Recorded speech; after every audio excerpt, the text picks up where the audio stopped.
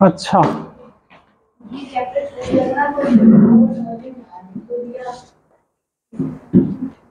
ठीक है, दोनों टर्म अभी क्लास के बाद।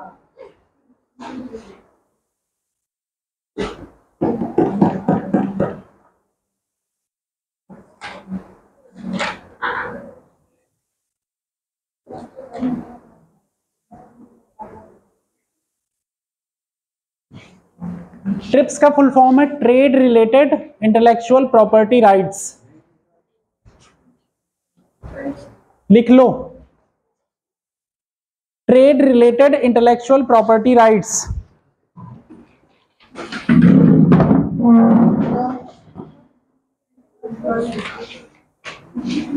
कल इसकी हिंदी भी बताए थे हम।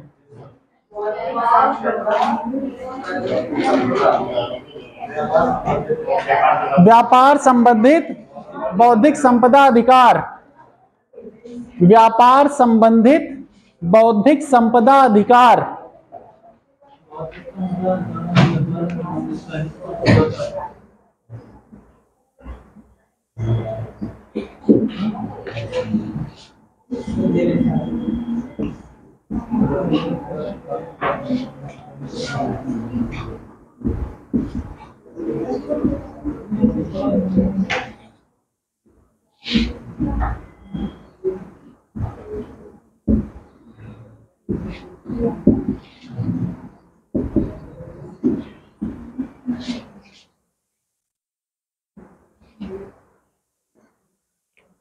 व्यापार संबंधित बौद्धिक संपदा अधिकार,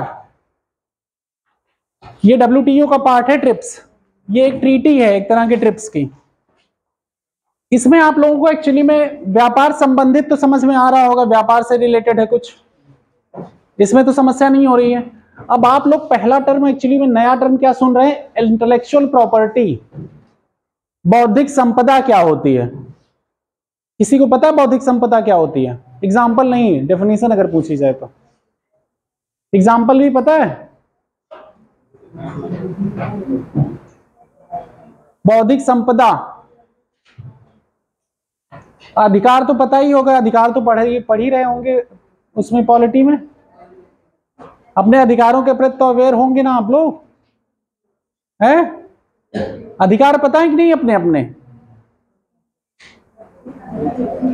क्या हुआ, सब लोग कहाँ बिजी हो?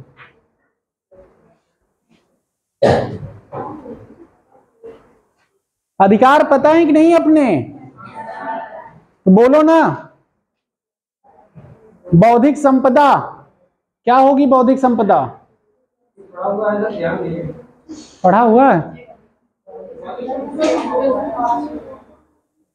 जो आपके दिमाग की उपज हो, जिसमें आपका रिसर्च शामिल हो, जो आपकी स्किल्स है। मान लिया आपने कोई रिसर्च किया सालों से, रिसर्च करके कोई रिजल्ट आया आपका, मतलब कुछ रिजल्ट निकाला आपने, बहुत दिनों से रिसर्च किया आपने, इस प्रोजेक्टर में कुछ मॉडिफिकेशन करके नई टेक्नोलॉजी बना दी, या बहुत दिनों से आप रिसर्च कर रहे थे किसी चीज का, जैसे आइंस्टीन बहुत दिनों से रिसर्च करके क्या बनाए, बल्ब बनाए थे ना, बनाए थे ना बल्ब। E=mc² भी दिया था, पढ़ा होगा ना फिजिक्स में। और कई इकोनॉमिस्ट की थ्योरियां भी आती हैं, कई बार नोबेल प्राइज भी स्पेसिफिक रिसर्च के लिए दिए जाते हैं डिफरेंट डिफरेंट फील्ड में, पढ़े हो ना। तो वो क्या होता है, उनकी दिमाग की उपज होती है, उनकी अपनी मेहनत होती है। आप लोग एक वो श्लोक पढ़ते रहे होंगे ना बचपन में, अगर जो लोग संस्कृत पढ़ते रहे होंगे, विद्या ददाति विनयम, मतलब, और नहीं सॉरी, वो वाला, विद्या ऐसा धन है कोई चुरा नहीं सकता, ये वाला पढ़े थे ना सब लोग। तो इसमें क्या था, यही है इंटेलेक्चुअल प्रॉपर्टी राइट जो आपने इनोवेशन किया आपका। अब इसको आपने मान लिया कॉमर्शियली, आपको व्यापार, एक्चुअली व्यापार करना है उसका। अब आपने जैसे डिफरेंट कोई वैक्सीन बना ली, या कोई प्रोडक्ट बना लिया इलेक्ट्रॉनिक्स का आइटम, या कोई नया इनोवेशन करके उसको प्रोडक्ट में जब आप ले आएंगे, तो उसका फार्मूला आपका जो है जो आपकी वो रिसर्च है वो कहीं कोई चोरी करके दूसरा प्रोडक्ट ना, दूसरी कंपनी ना प्रोडक्ट बनाने लगे, या कोई दूसरा व्यक्ति उसका यूटिलाइज ना करने लगे। ऐसा होता है ना कई बार कि आपने इनोवेशन किया, सारी मेहनत आपकी और फायदा कोई और ले गया, तो उसको प्रोटेक्ट करना होगा ना। या मान लिया आप उतने सक्षम नहीं हैं, कोई पावरफुल दबंग आ गया, कोई पावरफुल कंट्री आ गई, तो कैप्चर करके वहां के सारे रिसोर्सेज, जिस तरह की ये इंटेलेक्चुअल प्रॉपर्टीज हैं, जो अपनी बुद्धि की आपकी उपज है, उसको फिल्मों में नहीं देखते कि साइंटिस्ट को ले जाके वो कर लिए, क्या कहते हैं, किडनैप करके उनसे परमाणु बम बनवा रहे हैं, ये बनवा रहे हैं, बनवाते हैं ना, सुने हो ना, हैं बहुत सी मूवीज में है ना, सभी मूवीज में कुछ ना कुछ आपको ऐसा देखने को मिलता नहीं, किसी साइंटिस्ट को किडनैप किए इस तरह का काम करवा रहे हैं। तो अब एक्चुअली में वर्ल्ड लेवल पे जब आपकी इंटेलेक्चुअल प्रॉपर्टी राइट कहीं पे रजिस्टर हो जाएगी किसी कोर्ट में, मतलब एक जो WTO बना है पूरी दुनिया का, वो देखता है ट्रेड रिलेटेड कहीं पे किसी के साथ इम्पार्शियलिटी ना हो, सबके साथ समान व्यवहार हो, और सबके जो इंटेलेक्चुअल प्रॉपर्टी मतलब जो बौद्धिक क्षमता की उपज है सबकी, वो सुरक्षित रहे। तो उसके लिए कुछ ना कुछ पैक्ट करना पड़ेगा ना सारी कंट्रियों को मिलके। ऐसा तो है नहीं कोई कमजोर कंट्री हो वहां का कुछ किया तो पावरफुल कंट्री वहां की चीजें कैप्चर कर ले, या कोई चुरा ले आपका और जाके फिर प्रोडक्ट बनाने लगे। तो इस तरह की चीजों को प्रोटेक्ट करना पड़ेगा ना, तभी तो इनोवेशन को बढ़ावा मिलेगा। अगर आपके साथ कोई किसी ने यहाँ पे क्लास में कोई अच्छी चीज इनोवेट की, मतलब रिसर्च करके अपने कुछ थ्योरी ले आया और उस थ्योरी को अप्लाइड करके कोई अच्छे प्रोडक्ट बन सकते हैं, उसका कॉमर्शियली यूटिलाइज करके वो बहुत आगे बढ़ सकता है, लेकिन उसके ऊपर लोगों ने हावी होके कई और लोगों ने चुरा लिया उसकी थ्योरीज जो उसकी रिसर्च थी, तो सबके पास हो गया, तो क्या आगे से कोई रिसर्च करेगा? यहाँ तो ये करेगा भाई रिसर्च करने तो उसका हम ले लेंगे, ये वाली कंडीशन हो जाएगी ना। फिर तो रिसर्च और इनोवेशन का बढ़ावा मिलता। क्या आज जो सुविधाएं हम लोगों को मिल रही हैं, चाहे मोबाइल सिस्टम, क्या 90s दौर में मोबाइल सिस्टम आसान था? कि कोई सोचा नहीं था कि मोबाइल इस तरह से रिवोल्यूशन करेगा, इस तरह बैठ के बातें करोगे। पहले एक कार्डलेस होता था फोन, फोन का सिस्टम अगर रिवोल्यूशन सबसे अच्छा समझो आप, पहले क्या था, एक घिर्री वाला फोन था, घुमाते थे, उसके बाद नंबर सिस्टम आया किसी तरह, फिर नंबर सिस्टम के बाद उसके साथ एक कार्डलेस वाला आता था जो 100 मीटर घूम के अपने घर में आप बात कर सकते हैं। अब आप लोगों को याद होगा या नहीं होगा, बट हमारे टाइम पे यूज होता था। तो वो भी एक मोबाइल की तरह कहीं जा रहे हैं, लेकिन उसका भी चार्ज रहेगा तब तक ठीक है, लेकिन 100 मीटर से ज्यादा हुआ तो आवाज कट जाती थी। तो इस तरह की चीजें। और लेकिन उस समय ये मोबाइल वाला, उस समय जो सुनते थे कि मोबाइल किसी के पास है, तो यूएस में सुनने को आता था अरे उनके पास वहां पे मोबाइल है और इस मिलिट्री के पास ही यूज होता, वो भी क्या होता था, वॉकी टॉकी टाइप का, वॉकी टाइप का, हाफ डुप्लेक्स कहते हैं ना वॉकी टॉकी को। डुप्लेक्स पढ़ा कि नहीं सुना? 11th-12th की फिजिक्स से भूल गई क्या? साइंस साइड से कितने लोग हैं 11th के?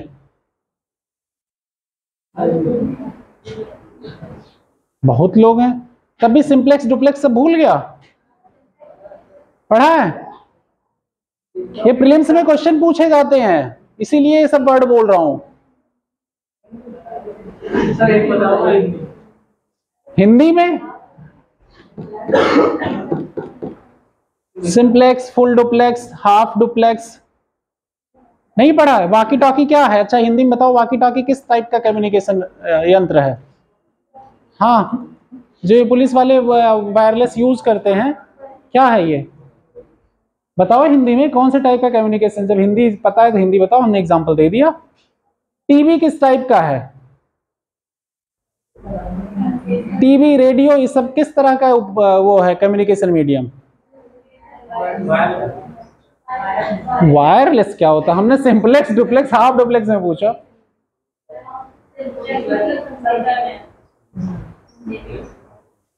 पढ़ लेना जाके साइंस में, छोड़ो हम साइंस नहीं पढ़ा रहे हैं। अब आते हैं, ठीक है, इस तरह के जो इनोवेशन हुए आगे चल के, हम एग्जांपल बता रहे हैं। इसी तरह एग्जाम जब आपके इनोवेशन होते चले गए और डिफरेंट काइंड ऑफ सबके अपने प्रोडक्ट मोबाइल्स में भी आए, कंप्यूटर में भी आए, सबके अलग अलग ब्रांड की वैल्यू बढ़ी, सब ब्रांडों की अपनी अलग अलग स्पेसिफिकेशन है, सबकी अपनी अपनी अलग अलग उसमें रॉ मटेरियल यूज करने की सबकी कैपेबिलिटी है। कोई बहुत अच्छे मटेरियल यूज कर रहा है, कोई उतने अच्छे मटेरियल यूज नहीं कर रहा है, इसलिए उनके प्रोडक्ट सस्ते हैं।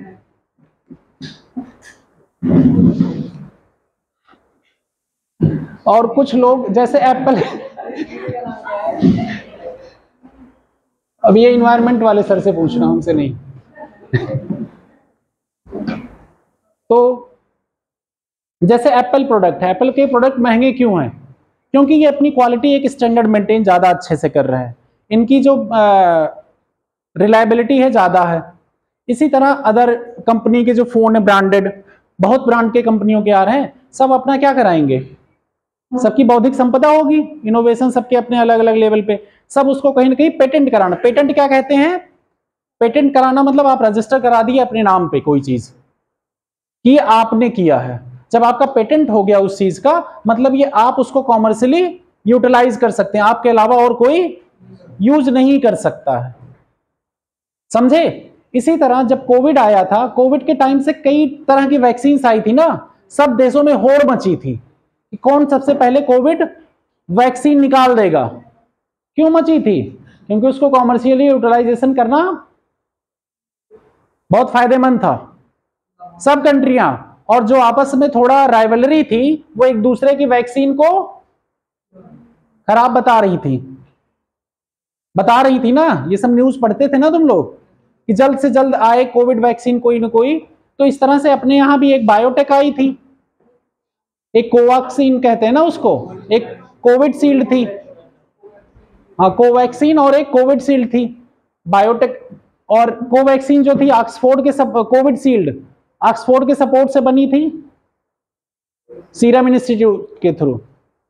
तो उन दोनों का अपना कोलैबोरेशन था, तो यहाँ पे उन्होंने प्रोड्यूस किया आके वैक्सीन अपने यहाँ सबसे, उसका उन्होंने क्या किया, पेटेंट। अलग अलग टाइप के, जो कई सिंगल आरएनए वैक्सीन थी, कहीं डबल आरएनए, कोई डेड वायरस पे बेस थी, इस तरह के सबके अलग अलग पेटेंट थे ना। ये पढ़े होंगे आप लोग करंट में अफेयर्स में, अगर पढ़ा होगा तो थोड़ा बहुत। तो इस तरह की चीजें जब आप डेवलप किए, तो आप उसको अगर पेटेंट नहीं कराएंगे तो कोई और ले जाके आपको कमर्शियली यूटिलाइज कर लेगा। तो इससे सबसे बड़ी समस्या, जिसने अपना समय दिया, टाइम दिया, जिसने अपनी एनर्जी लगाई पूरी, उसके साथ तो इनजस्टिस हो गया ना बहुत बड़ा। मान लिया कोई कंपनीज ने अपना पूरा ग्रुप बनाया, रिसर्च पे इतने पैसे लगाए और रिसर्च करके कुछ निकला, कोई उसको जबरदस्ती ले जाके और कॉमर्शियली यूटिलाइज कर रहा है, तो ये चीज तो अनएथिकल हो गई ना, अनएथिकल ट्रेड प्रैक्टिस। इसी सबको बार करने के लिए, रोकने के लिए क्या आया, ट्रिप्स। राइट्स इसमें शामिल हो गए ना इंटेलेक्चुअल प्रॉपर्टी में। आपने जो बनाई, आपका अधिकार है उसको कॉमर्शियली यूटिलाइज करना। आप उसको बेचिए ना बनाइए, क्या करिए, वो आपका अधिकार है। तो आप उसको प्रोटेक्ट कैसे करेंगे? जब किसी ऑर्गेनाइजेशन के थ्रू पूरा प्रोटेक्शन होगा, सारे देशों की सरकार मिलके WTO बनाई, इंटर गवर्नमेंटल बॉडी है, सब लोग एग्री कर रहे हैं कि हाँ ये चीज होनी चाहिए, तो उस पे सबके साइन हो रहे हैं और सब पे अप्लाई भी होगा, और जो नहीं अप्लाई करेगा उसको पनिशमेंट भी मिलेगा। डिस्प्यूट रिजोल्यूशन मैकेनिज्म भी है ना WTO में, कल हमने लिखाया था ना। तो इस तरह की कोई चीजें होती तो वहां जाएंगी। तो ये हो गया आपका ट्रेड रिलेटेड पूरा इंटेलेक्चुअल प्रॉपर्टी राइट का एक लेखा जोखा। समझ में आया बौद्धिक संपदा क्या होती है? अब बहुत सारे एग्जांपल दे दिए हमने। अब इंटेलेक्चुअल प्रॉपर्टी पे कोई कंफ्यूजन तो नहीं ना अभी? अब आगे बढ़ते हैं।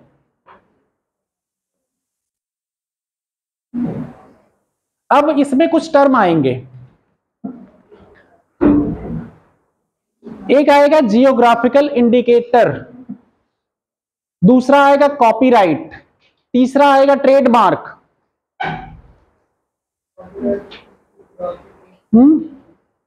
एक आएगा पेटेंट। इस तरह के टर्म आएंगे इसमें जो यूटिलाइज होंगे। तो पहला लिख लीजिए पेटेंट। ट्रेड ट्रिप्स में आप लोग ये बातें लिख लीजिए, क्या है एक्चुअली में इंटेलेक्चुअल बौद्धिक संपदा, क्या क्या आ रहा है उसमें और इसको क्यों जरूरी है। ओवरऑल कहानी के हिसाब से आपको समझ में आ गया क्यों जरूरी है ये, कैसे किसी की राइट वायलेट होगी अगर ये चीजें मिसयूज हो गई। इसमें कोई नई पुरानी चीज ऐड ऑन नहीं हुई है, सब ये एकदम नई चीज है और इसमें पुरानी बातों से कोई लेना देना भी नहीं रहा। पेटेंट लिखो। पेटेंट एक्चुअली में आपके इनोवेशन को क्या करना है, रजिस्ट्रेशन कराना है, उसके राइट्स के अधिकार को अपने सुरक्षित करना है।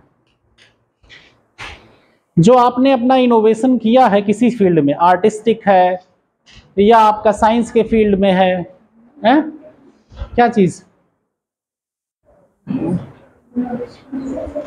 कोई भी इनोवेशन जो आपने किया है चाहे वो किसी भी फील्ड में हो, उसको रजिस्ट्रेशन कराना।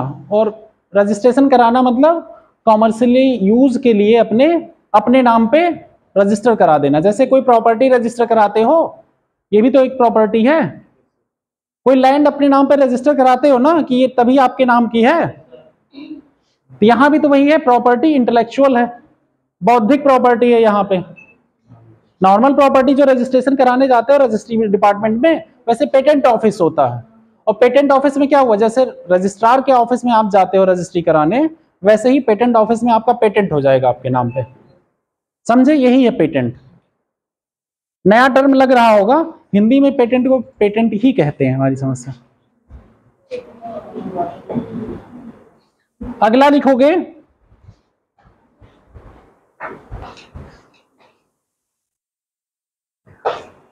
पेटेंट से आपको क्या मिल जाएगा, एक एक्सक्लूसिव कॉमर्शियल राइट्स मिल जाएगा ना, कोई और यूज नहीं कर पाएगा। क्योंकि आपके जैसे आपका अगर जमीनी रजिस्टर कराए कहीं पे, उस पे घर बनाए आप कॉमर्शियल बनाए, तो कौन यूज करेगा उसको, आप ही करोगे ना। कुछ होगा तो आपके पास पावर होगी कोर्ट जाने की, होगी ना।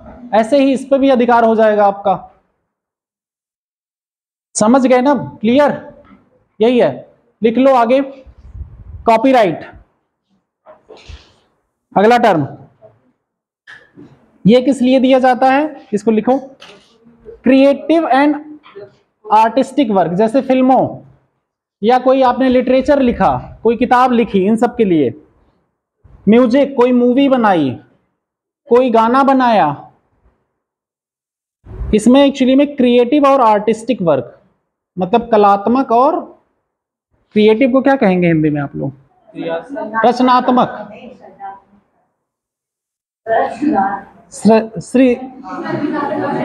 सृजनात्मकता, सृजनात्मकता एंड और कलात्मकता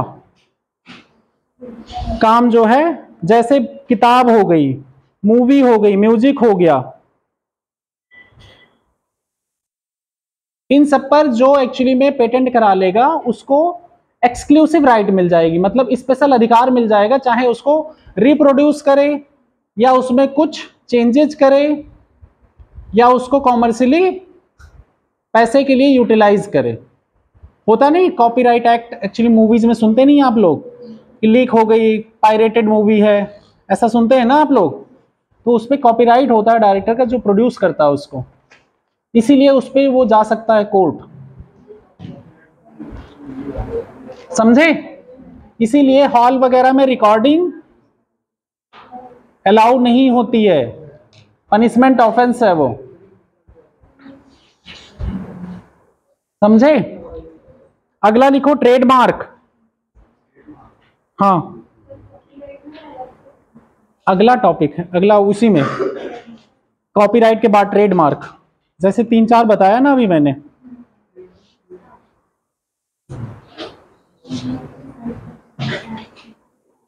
ट्रेडमार्क कई प्रोडक्ट होते हैं ना, कई चीजों के, कंपनियों के, अलग अलग कंपनियों के अलग अलग प्रोडक्ट होते हैं ना, उस पर एक ट्रेडमार्क होता है व्यापार के लिए, एक स्पेशल चिन्ह।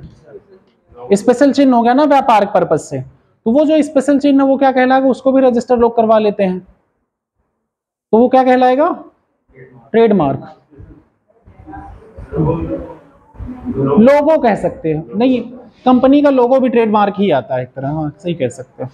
ट्रेडमार्क ही एक्चुअली में एक ट्रेडमार्क हो गया उनका, वो व्यापार का जो एक लोगो है उनका वो वही यूटिलाइज करेंगे। अब उसकी वो ब्रांड वैल्यू बना दी है आगे चल के, एक ब्रांड बने, एक ट्रेडमार्क हो गया ना, बहुत बड़ा ट्रेडमार्क है इनका ये मार्केट में वैल्यू। अब उसको कोई यूटिलाइज और करने लगे तो ये तो गलत हो जाएगा ना फिर, क्योंकि उन्होंने मार्केटिंग में पूरा पैसा, उनकी जो क्वालिटी लगी उस पर कौन किया इन्वेस्ट, उसने किया ना, किसी अपनी पर्टिकुलर कंपनी ने इतनी मेहनत की।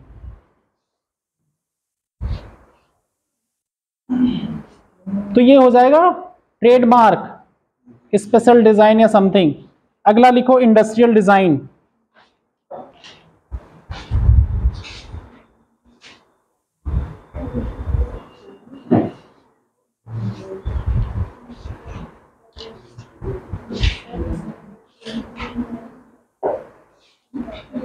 डिजाइन में क्या होगा, जैसे ये बोतल की डिजाइन है, वो डिजाइन को भी पेटेंट कराया जाता है। ये मोबाइल की डिजाइन है या ये ट्राइपॉड की डिजाइन है, इसकी भी डिजाइन क्या होगी, पेटेंट कराई जाएगी, रजिस्टर कराया जाएगा। तो इसकी डिजाइन एक यूनिक ही रहेगी। किसी बिल्डिंग की डिजाइन हो गई या किसी गाड़ी की डिजाइन हो गई। कई मूवीज देखी होगी ना, एक टार्जन मूवी देखी है आप लोगों ने बचपन में, उसमें कार की डिजाइन है, कार की डिजाइन का पेटेंट कराता है ना, उसके लिए कितना वो फाइट होती है उसमें। वही इंडस्ट्रियल डिजाइन को आपको पेटेंट कराना होता है। अलग अलग डिजाइन में क्या लॉसेज क्या नहीं, वो सब इंजीनियरिंग डिसाइड करती है। इसीलिए सबके मॉडल अलग अलग भी तो होते हैं। कई बार देखोगे महिंद्रा ने कितने मॉडल निकालती है, सबकी डिजाइन अलग अलग, कुछ कुछ स्कॉर्पियो में कितने मॉडल निकाल दिए। तो सबकी डिजाइन क्या होगी, पेटेंट रजिस्टर होगा, कोई और उस वैसे डिजाइन नहीं बना सकता। अगला लिखो जियोग्राफिकल इंडिकेटर।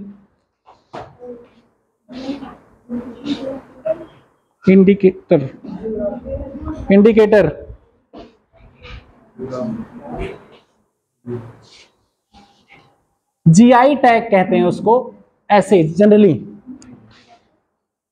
हिंदी में क्या कहेंगे इसको, भौगोलिक संकेत। भौगोलिक संकेतक से आपको समझ में आ रहा होगा रीजन बेस है ये ना, कोई जगह से जुड़ा होगा। जैसे पीलीभीत में बांसुरी, पीलीभीत में बांसुरी बनती है, यहाँ की अपनी उस बांसुरी की स्पेशल क्वालिटी है। अब इसको जीआई टैग दे दिया जाए, अभी तो वन डिस्ट्रिक्ट वन प्रोडक्ट में है ये, लेकिन अगर इसको जीआई टैग दे दिया जाए तो यहाँ के लिए इस डिजाइन को यहाँ के इस रीजन के लिए ही प्रोटेक्ट कर, किसी और रीजन में इसका उत्पादन नहीं होगा। तो ऐसे कुछ बताओ, जैसे तिरुपति के लड्डू, तिरुपति के लड्डू को जीआई टैग दिया गया है, दार्जिलिंग की चाय को, या कहीं कहीं के चावल, कई जगहों के चावल, काफी लिस्ट बड़ी है।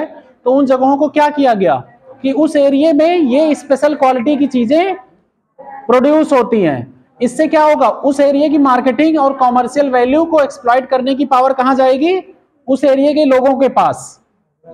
स्पेशलिटी मतलब किसी रीजन में कोई चीज अगर प्रोड्यूस अच्छे से हो रही है तो वहां की चीजें फेमस कर दी जाएंगी। ये काम है जियोग्राफिकल इंडिकेशन का, इंडिकेटर का। जीआई टैग, जीआई टैग दिया जाता है और इंटरनेशनली रिकॉग्नाइज होता है।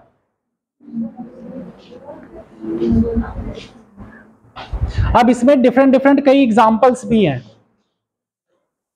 आप इसकी लिस्ट उठाएंगे, करंट में आते रहते हैं, कहीं के चावल हैं, कहीं के लड्डू हैं, तो कहीं का पेठा है, कहीं का कोई और प्रोडक्ट है जो लोकल लेवल पे बनता है, कहीं आर्टिफैक्ट्स मतलब छोटे छोटे हैंडीक्राफ्ट बनते हो, साड़ी कहीं की जीआई टैग है, हर जगह की जूट की साड़ियां कोलकाता की हैं। तो ऐसी चीजें अलग अलग रीजन में आपको अपने पूरे देश में जीआई टैग की लिस्ट दी हुई है। तो इस तरह के क्वेश्चंस एक्चुअली में एग्जाम में आपके पूछे जाते हैं। अब आप लोग कई बार सुनते होंगे, अगर ये ट्रेड रिलेटेड ट्रिप्स ना यूज हो, कई बार ऐसा सुनने में आता है कि आपके यहाँ जो ट्रेडिशनल मेडिसिन वगैरह हैं लोग चुरा के ले जाते हैं। हमारे यहाँ एक्चुअली में ट्रेडिशनल नॉलेज लाइब्रेरी बनाई गई है, अभी रिसेंटली गवर्नमेंट ने बनवाई थी 5-6 साल 7 साल पहले। उसमें क्या किया हो रहा है कि जो लोग पेटेंट नहीं कराए, जैसे ट्राइबल्स के बीच में जो नॉलेज है, इंफॉर्मेशन मेडिकल की, बहुत सी दवाओं की, बहुत सी औषधियों की उनको नॉलेज है, तो वो अगर मेन स्ट्रीम में नहीं है तो कोई गया, कोई और विदेश से आया और गया उन लोगों के बीच, अपनी वो इंफॉर्मेशन चुरा के वो ले जाके पेटेंट करवा लिया। ऐसी घटनाएं भी हो रही हैं अपने देश में। तो सरकार ने ट्रेडिशनल मेडिसिन को अपने यहाँ किसी तरह पेटेंट कराने के लिए बहुत प्रयास कर रही है हर एक चीज़ों पे, और ट्रेडिशनल मेडिसिन जो हमारे यहाँ की हैं उसको भी प्रोटेक्ट करने के लिए प्रयास जारी हैं। कई जैसे मलेरिया की मेडिसिन बनी थी, कैंसर्स की मेडिसिन बनती हैं अपने यहाँ, उसकी इलाज है कई जगहों पे हाई। कैंसर मेडिसिन का एक्चुअली में जब इन लोगों ने,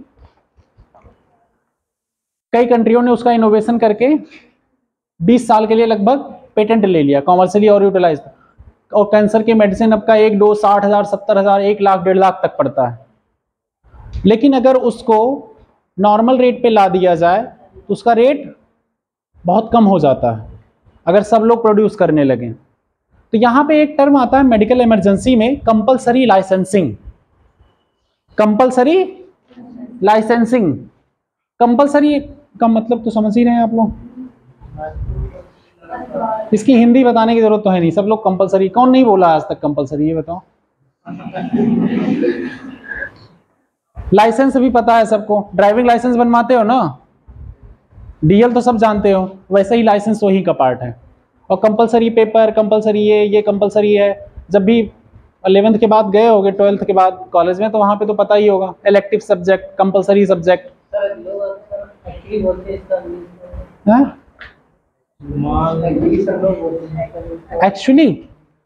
एक्चुअली लोग जो बोलते हैं, वास्तव में एक्चुअली ऐसा है, दरअसल भी कह सकते हैं, लेकिन अलग अलग टर्म अलग अलग टाइम पे यूज होते हैं। वैसे हम लोग शुद्ध हिंदी बोलते नहीं हैं, इंग्लिश बोलते हैं। क्या पेटेंट में आपका अपना जो इनोवेशन हो, किसी भी आर्टिस्टिक कैसे, या कोई जैविक कार्य, मतलब रोपण में जैविक क्रिया होती है, उसको भी पेटेंट में शामिल नहीं किया जाता है। जैविक क्रिया इन द सेंस क्या कहना चाह रहे हो? जैसे कि बीज रोपण कर रहा है, कुछ नई किस्म की फल या उसका कुछ अपना इनोवेशन करके। किसान ने क्या किया ये तो बताओ। किसान ने एक्चुअली बीज तो आया मार्केट से जिसका बीज रहेगा वो पेटेंट करा सकता है। जो बीज प्रोड्यूस किया रहेगा ना, जो कंपनी रिसर्च करके उस बीज को, पर्टिकुलर बीज को हाइब्रिडाइजेशन या जीन एडिटिंग या किसी के थ्रू कुछ की रहेगी ना, वो पेटेंट होगा। हाँ, बीज का होगा, फसल का क्यों होगा? बीज का होगा ना। लेकिन यूपीएससी में क्वेश्चन आया था 2019 में, क्या था? इसी से रिलेटेड था। मुझे टर्म एग्जैक्ट वर्ड बताओ तब मैं बता पाऊंगा, ऐसे मत बताओ। मुझे पूरी सेंटेंस पढ़ के, क्वेश्चन देख के बताओ, मुझे क्वेश्चन दिखाओ। बीज में अगर कोई इनोवेशन किया है, मतलब कोई भी चीज, तो उसका होगा, लेकिन वो किसान ले जाके अपने काम में यूटिलाइज कर रहा है तो वो नहीं होगा। लेकिन किसान किसी तरह की अपनी स्पेशल कोई चीज प्रोड्यूस कर रहा है कोई टेक्निक के द्वारा, वो टेक्निक वो अपनी करा सकता है। यदि सर कोई नई वैरायटी किसान खोज लेता है तो उसे पेटेंट करा सकता है ना, और क्या।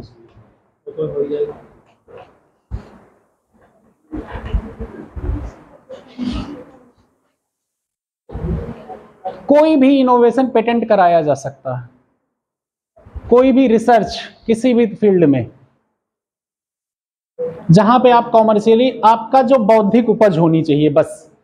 भारतीय पेटेंट अधिनियम के अनुसार किसी बीज को बनाने की जैव प्रक्रिया को भारत में पेटेंट नहीं कराया जाता।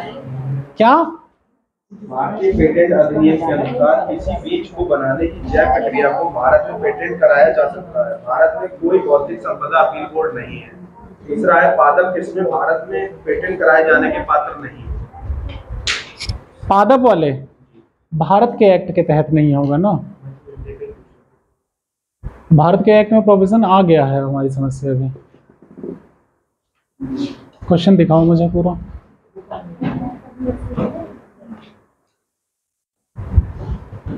कौन सा वाला है? अच्छा, राष्ट्रीय बौद्धिक संपदा अधिकार नीति 2017 को जो नीति आई थी उसके बारे में ये क्वेश्चन है।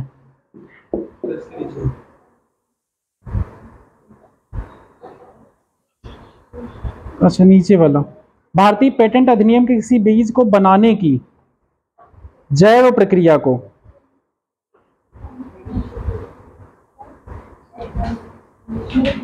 भारत में कोई बौद्धिक संपदा अपील बोर्ड नहीं है।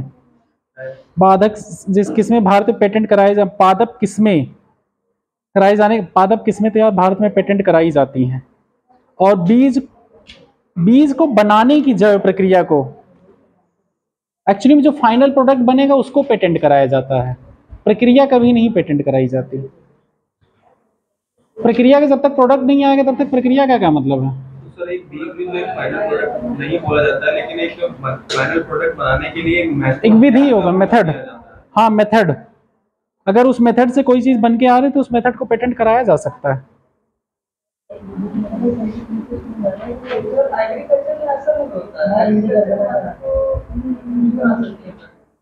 ये मुझे इसका रूल्स देखना पड़ेगा, इनके में क्या प्रोविजन है, ठीक है। वो उनके एक्चुअली में अधिनियम में क्या क्या प्रोविजन है वो मुझे देखना पड़ेगा उसको।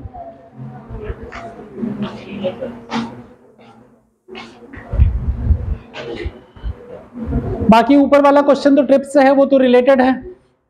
उस अधिनियम में क्या प्रोविजन आया था, किसी पर्टिकुलर करंट का क्वेश्चन है वो 2019 वाले में है ना, 2017 के अधिनियम में। तो उसी समय एक्चुअली में करंट में कुछ क्वेश्चंस आते हैं, तो कुछ पॉइंट एक्चुअली में किसी अधिनियम के चर्चा में रहते हैं, तो वो चर्चित पॉइंट क्या होते हैं, एग्जाम के प्रीलिम्स क्वेश्चंस बन जाते हैं। इनका एक्चुअली में जो क्वेश्चंस आए हैं 19 वाला, तो किसी पर्टिकुलर पॉइंट के हैं, वो चीजें वो देख के। भारतीय पेटेंट कार्यालय को पेटेंट डिजाइन और ट्रेडमार्क के नियंत्रक जनरल के कार्यालय द्वारा प्रशासित किया जाता है। इसका मुख्यालय कोलकाता में और यह वाणिज्य उद्योग मंत्रालय के अनुसार काम करता है। पादप किसने भारत के पेटेंट कराए जाने के पात्र नहीं है? पात्र नहीं है। हाँ, तो इनके अधिनियम में नहीं होगा अभी, तो अधिनियम में बाद में अमेंडमेंट करके चीजें डाली जाती हैं। तो जो चीजें जैसे जब कोई एक्ट आता है तो उसको लिविंग इसीलिए बनाया जाता है कि जब उस समय के टाइम अनुसार जो डिमांड में रहती हैं चीजें, जिस पे ध्यान रहता है, बाद में नई चीजें इनोवेट होके उसके भी आता है कि इसकी भी चीजें लोग चुरा के इसको कॉमर्शियली यूटिलाइज कर रहे हैं, तो बाद में सरकार क्या करती है, उसको ऐड कर देती है। इसलिए उस अधिनियम में अगर एक दो पॉइंट उस समय आपको चीजें जो एग्जाम्पल के तौर पे वो आपको देखनी पड़ेंगी, करंट में आएगा तब। हाँ, किस पे थे हम? कंपलसरी लाइसेंसिंग पे। कंपलसरी लाइसेंसिंग पे जैसे कोविड वैक्सीन बनी थी, कोविड वैक्सीन में सरकार क्या करेगी, जिसने पेटेंट कराया है उसके ऊपर ही सिर्फ डिपेंडेंट नहीं रहेगी, उनसे उनका फार्मूला लेके भी अदर कंपनियों को भी दे देगी वो फार्मूला, जिससे लोगों को वो मेडिसिन या वैक्सीन आसानी से और इजी दामों में अवेलेबल हो, प्राप्त हो।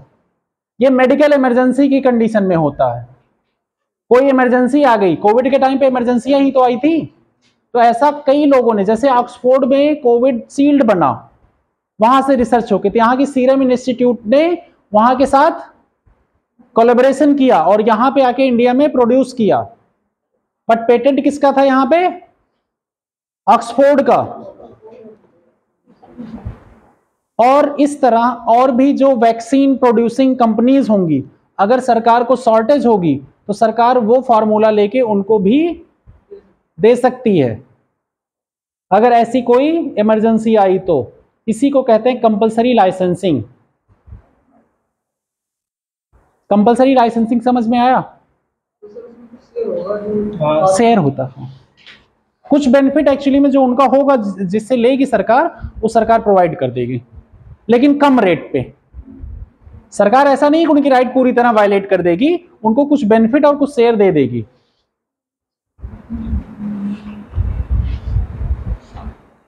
और उस इमरजेंसी पीरियड में ही हो सकता प्रोड्यूस कराए, बाद में सरकार दूसरी कंपनी को मना भी कर सकती कि आप अब मत प्रोड्यूस करो, जब तक वो शॉर्टेज थी।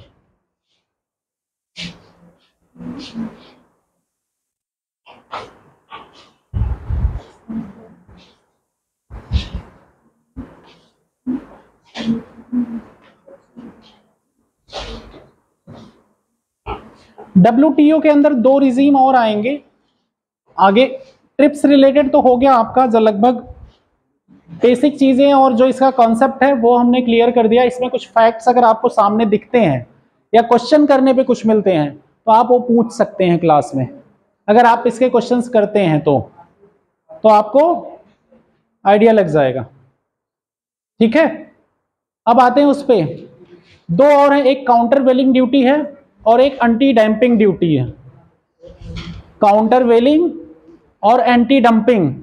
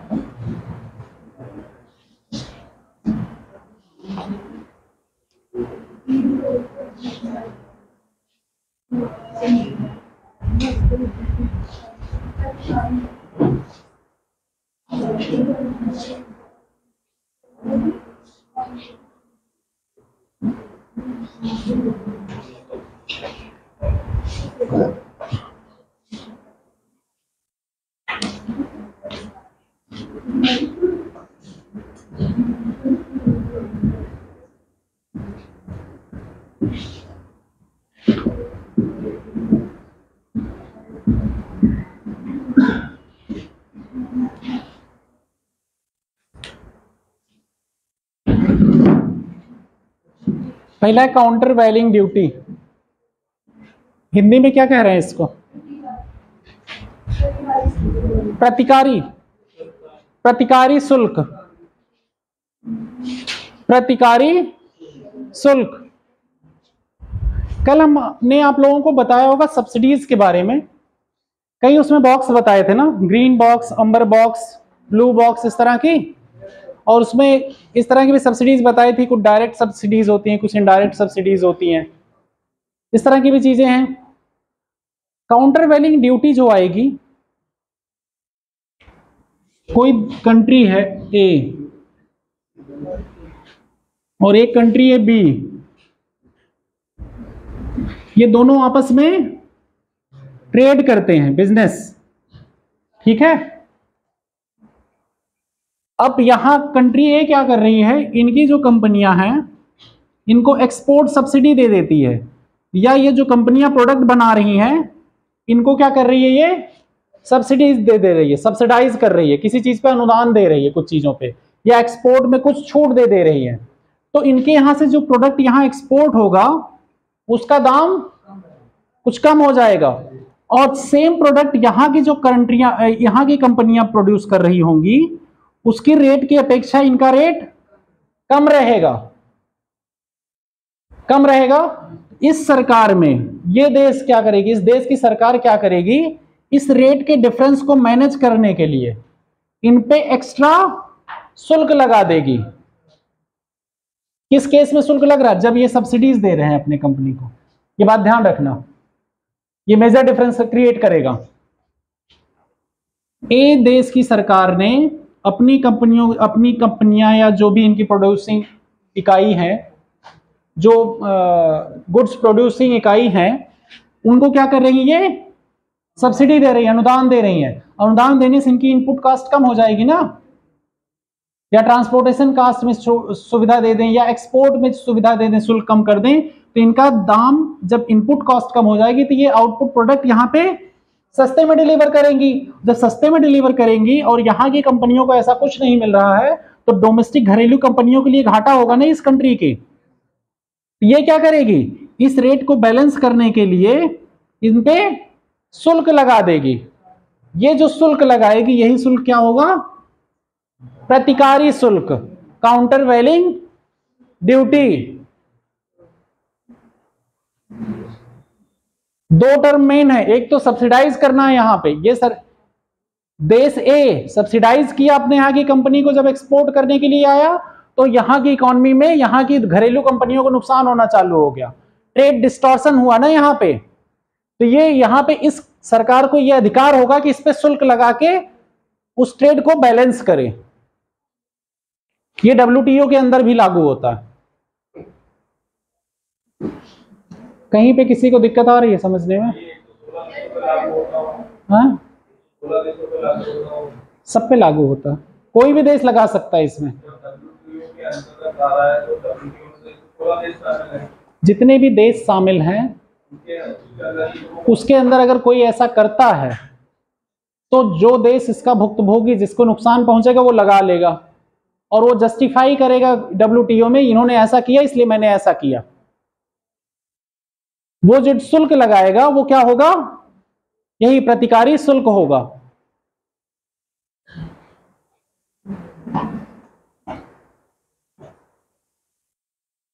किसी को समझने में दिक्कत आई?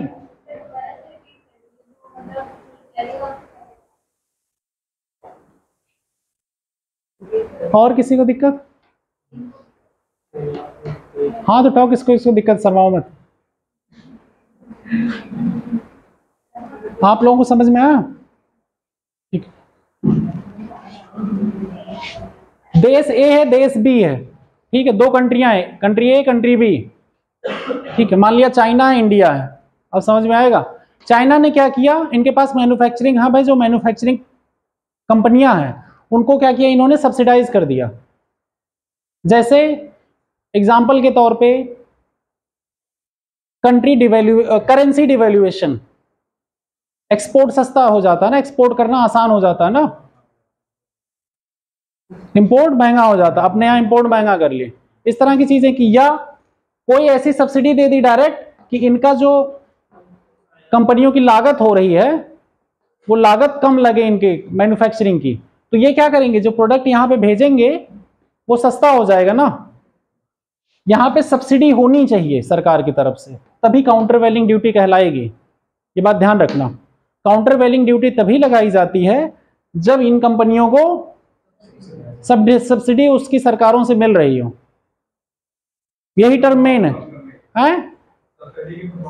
सब्सिडी के प्रभाव को कम करने के लिए जब यहाँ पे ड्यूटी ये सरकार लगाएगी, इंडिया लगाएगी, जब इस पे इनके यहाँ के प्रोडक्ट को अपने डोमेस्टिक मार्केट को बैलेंस रखने के लिए, कल घरेलू कंपनियों पे हमारे प्रभाव ना पड़े, तो वो जो शुल्क होगा वो क्या होगा, प्रतिकारी शुल्क। ठीक,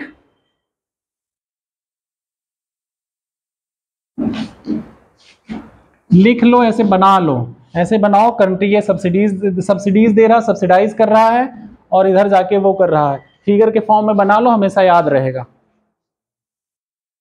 वरना वो पैराग्राफ पढ़ोगे फिर 10 बार भूलोगे। डायग्राम बना के लिख दिए ना, दो टर्म इसमें इंपॉर्टेंट है। एक, अपोजिट कंट्री सब्सिडीज दे, उस सब्सिडीज को काउंटर करने के लिए शुल्क लगा दो इधर, प्राइस बैलेंस। वही जो प्राइस बैलेंस किया जाएगा उसे क्या कहेंगे, प्रतिकारी शुल्क।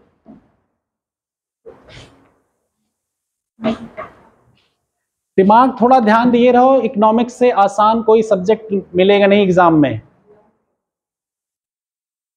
कुछ 1-2 क्वेश्चन छोड़ दिए जाएं बस, 10 में से 8 क्वेश्चन तो हो जाएंगे आसानी से। 2 क्वेश्चन में आपका गेस वर्क और आपकी किस्मत और आपकी ओवरऑल स्टडी काम आएगी।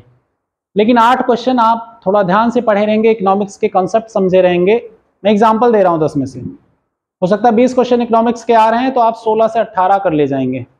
1-2 क्वेश्चन उसमें भी फंसेंगे बस, और वो सारे सब्जेक्ट के फंसते हैं, उससे आपका प्रीलिम्स नहीं रुकता। और इवन मेंस में भी ऐसे ही क्वेश्चंस आते हैं।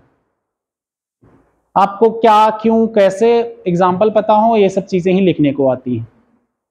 एग्जाम्पल जितने बता रहे हैं वो नोट डाउन किए रहिए, आपको कहीं बाहर भागना नहीं पड़ेगा। NCERT बेसिक अच्छे से तैयार करिए, जो टॉपिक उसमें ना हो वो टॉपिक जो रिकमेंडेड बुक्स बताएंगे मैंने वहां से तैयार करिए, और साथ में प्रीवियस ईयर क्वेश्चंस जरूर कर लीजिए। प्रीवियस ईयर क्वेश्चंस बहुत अच्छा बेस बनाते हैं आपका, UPSC स्टेट PSC दोनों के लिए। और जब टॉपिक पढ़ने के साथ आप क्वेश्चन करते हैं प्रीवियस ईयर, तो आपका कॉन्सेप्ट बहुत अच्छे से क्लियर हो जाता है और आपको चीजें मेमोराइज हो जाती हैं। ठीक है, तो इस तरह से आप लोग पढ़ाई करेंगे तो आपकी काम ओके हो जाएगा। अगला है एंटी डंपिंग ड्यूटी।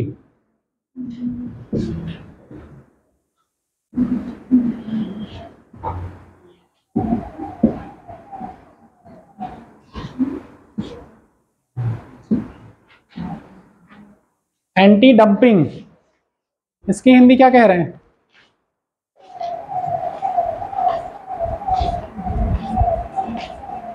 क्या कह रहे हैं इस एंटी डंपिंग की?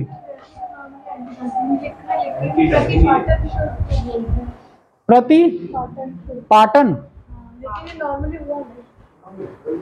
एंटी डंपिंग को एंटी डंपिंग ही लिख लो यार, या प्रतिपाटन शुल्क लिख लो।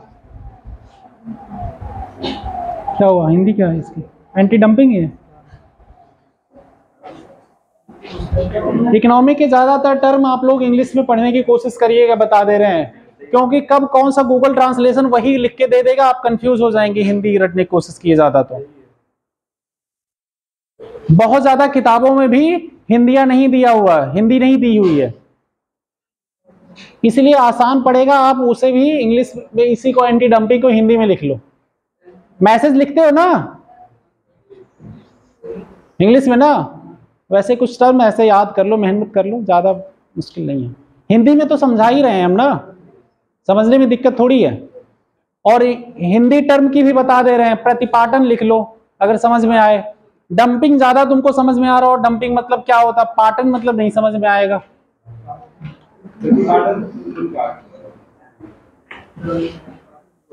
अब पाटन मतलब पाटना थोड़ी हुआ, मतलब तो वही हुआ डंपिंग, डंप करते हो ना कूड़ा ले जाके कहीं पे, डंपिंग ज्यादा समझ में आ रहा है। एंटी डंपिंग ड्यूटी ये होगी, फिर दो कंट्रियां बनाओ, मान लो चाइना इंडिया हो गई। चाइना ये काम को बहुत करता है।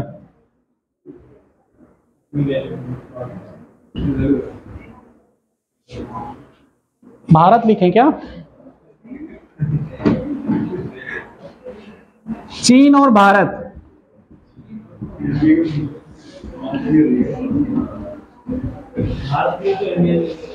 है,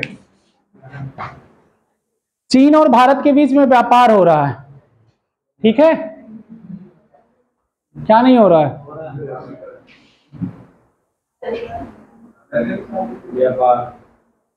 चीन ये काम बहुत करता है ना, इसलिए चीन का एग्जाम्पल ले रहे हैं। पड़ोसी देशों का एग्जाम्पल लेना ज्यादा आसान होता है ना, पड़ोसियों पे निगाह सब लोग ज्यादा रखते हैं।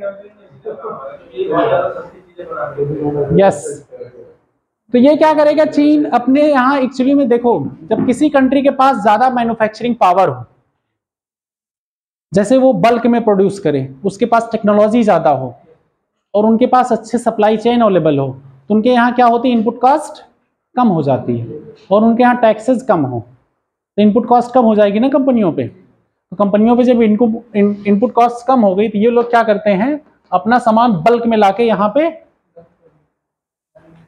बेचते हैं, जो कि कंपैरेटिवली इंडिया के जो प्रोड्यूस होने वाले सामान हैं वही सेम सामान से सस्ता होता, तो वो वहां से और ज्यादा भेजते रहते हैं बल्क में। तो ये क्या कहलाएगा, डंपिंग, डंपिंग कहलाएगा। अब सरकार क्या करेगी, इस डंपिंग को रोकने के लिए, जब ये ज्यादा मात्रा में भेजने लगे और अपने यहाँ से ये चीजें प्रोड्यूस कम हो रही है, हमारी घरेलू कंपनियों को नुकसान होना चालू हो गया, और इन्होंने मार्केट में जो डिमांड और सप्लाई का सिस्टम है उसको डिसबैलेंस कर दिया, ये सस्ते दाम पे ज्यादा बेच रहे हैं, ज्यादा सस्ते दाम पे। कई बार किसी कंट्री की इकोनॉमी को डिस्टेबलाइज करने के लिए भी किया जाता है, ये अपना नुकसान करके भी यहां सस्ते में बेचेगा, समझे? ये अपना नुकसान सह लेगा, लेकिन आपका नुकसान होना उसके लिए ज्यादा खुशी का। ऐसा भी करते हैं। तो ऐसी चीजों को रोकने के लिए, जब बल्क में चीजें आने वाली रोकने के लिए क्या लगाएगी सरकार, जो शुल्क लगाएगी वो क्या कहलाएगी, एंटी डंपिंग।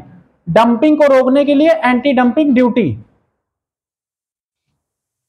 डंपिंग रोक रहे हो ना, पाटन रोकना, प्रतिपाटन शुल्क लगा देंगे ना। जब शुल्क लगा देंगे तो महंगा हो जाएगा, तब आप नहीं डंप कर पाएंगे। क्यों भाई, सामान का खपत ही नहीं हो रही है, बिकेगा नहीं ना सामान, सेम रेट पे बिके सबका बिकेगा। क्या हुआ, डाउट है कहीं? कहीं डाउट है बेटा? उस पे लगेगा, यस, जो इंपोर्ट होके सामान आ रहा। काउंटर वैलिंग ड्यूटी भी इंपोर्ट वाले आयातित सामान पे ही लगते हैं, ये सब एक्सटर्नल सेक्टर का काम चल रहा है ना अभी। सब वस्तुएं हम लोग अभी एक्सटर्नल सेक्टर में ही तो पढ़ रहे हैं ना, WTO वगैरह।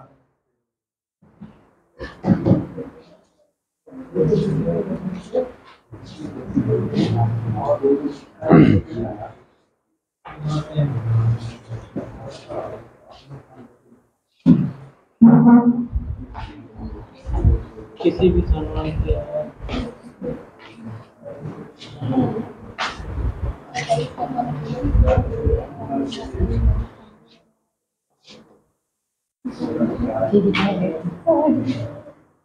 बड़ी डिजाइन बना रखी है तुमने तो, कलरफुल।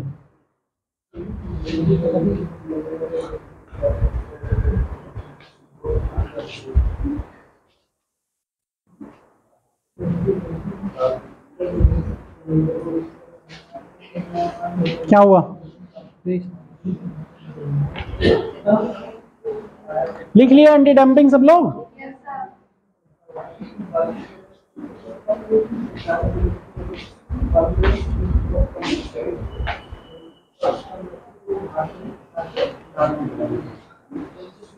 अब लगभग WTO के ज्यादातर प्रोविजन खत्म हो गए हैं। कुछ अगर बाकी होगा तो आप लोग किताब से पढ़िएगा, नहीं समझ में आएगा तो बताइएगा। और मेजर चीजें कवर हो गई हैं एक्सटर्नल सेक्टर की। अब हम लोग चलेंगे वर्ल्ड बैंक पढ़ेंगे, विश्व बैंक और IMF। ये दोनों पढ़ने के बाद फिर चलेंगे सेकेंडरी मार्केट और बॉन्ड मार्केट, इन सब पे।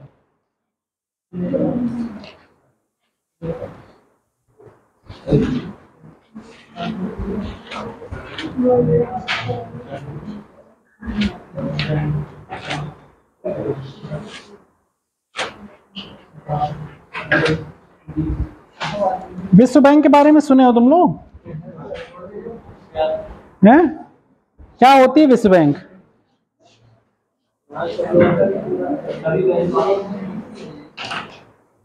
है? क्या होता है विश्व बैंक? चौराहों के डिस्कशन पे सुने नहीं हो? विश्व बैंक से इतना लोन लिया पड़ा है सरकार, ये विश्व बैंक से योजना चल रही है, ये विश्व बैंक क्या नाम सब्सिडाइज किया हुआ है विश्व बैंक से। विश्व बैंक का नाम सुना है किसने किसने नहीं सुना है?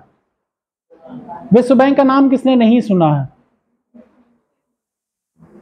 अच्छा, विश्व बैंक का हेडक्वार्टर किसको किसको पता है? हेडक्वार्टर कहाँ पे है? मुख्यालय है? हाथ उठाना है, हम बताना नहीं है।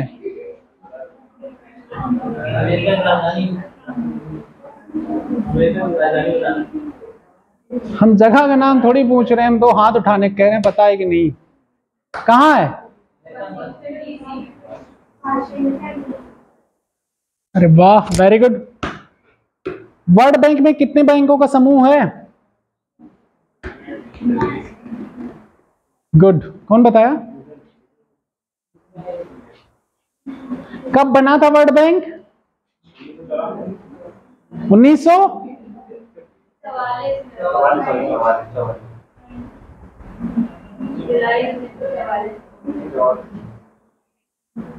वर्ल्ड बैंक UN का पार्ट है कि नहीं, यूनाइटेड नेशन का?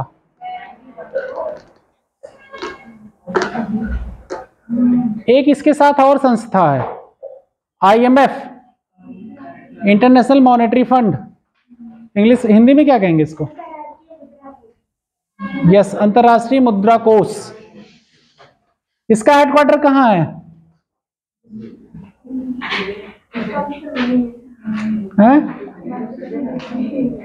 सेम जगह है ना ये भी?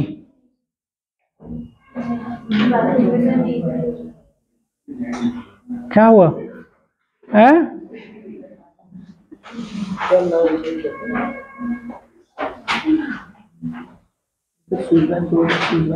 Swiss bank? या स्विस बैंक किसी देश का बैंक है, उसको क्यों पढ़ना? स्विट्जरलैंड का बैंक है वो इंटरनेशनल बैंक नहीं है, वो अपना उनका बैंक है।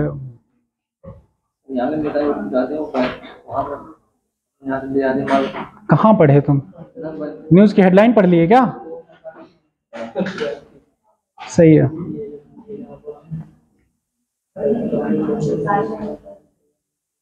लिखो वर्ल्ड वॉर 2 के बाद, लिख लो विश्व युद्ध द्वितीय के बाद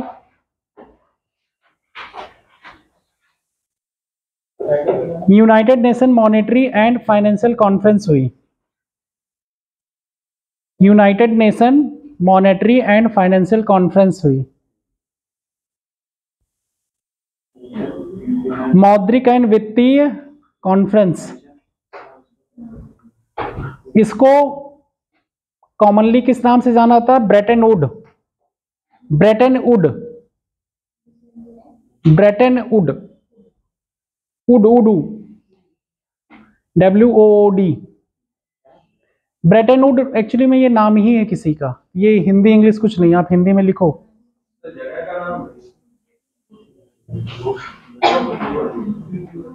लिख लो जो भी है, जगह का नाम है, भाई व्यक्ति का नाम है। ब्रेटन वुड कॉन्फ्रेंस कहां पे हुई? ब्रेटन वुड में, न्यू हेमिस्फीयर USA। जैसे बरेली मंडल हो और वहां पे डिस्ट्रिक्ट है पीलीभीत, वैसे ब्रेटन वुड जगह हो गई, और उससे बड़ी जगह न्यू हेमिस्फीयर, और उससे वो किस देश में आ रहा है? USA में।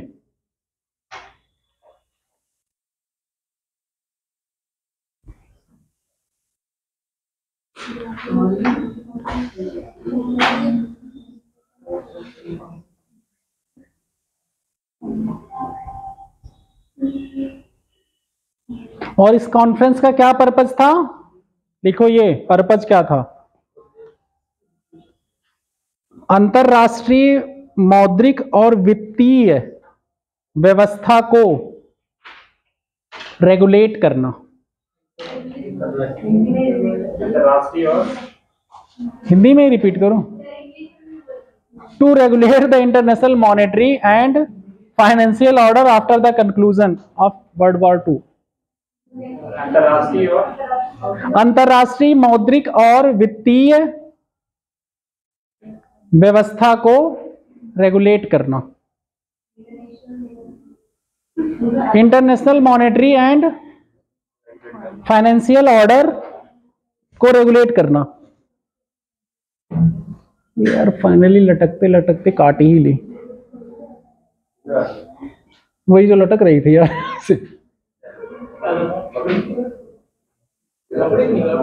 पीड़ी थी।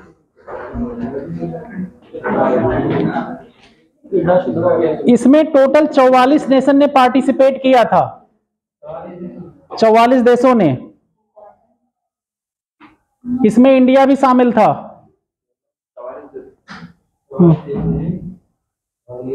भाग लिया था। इसमें इंडिया भी शामिल था।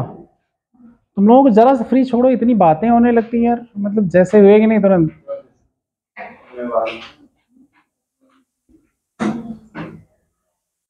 इस कॉन्फ्रेंस का रिजल्ट क्या था? इस कॉन्फ्रेंस के रिजल्ट ये रहा, IBRD का सेटअप हुआ। IBRD, IBRD कैपिटल में लिखना सब, का गठन हुआ। पॉपुलरली इसे वर्ल्ड बैंक जाना जाता है। IBRD का फुल फॉर्म लिखो, international bank for reconstruction and development. International bank for reconstruction and development, for reconstruction and development.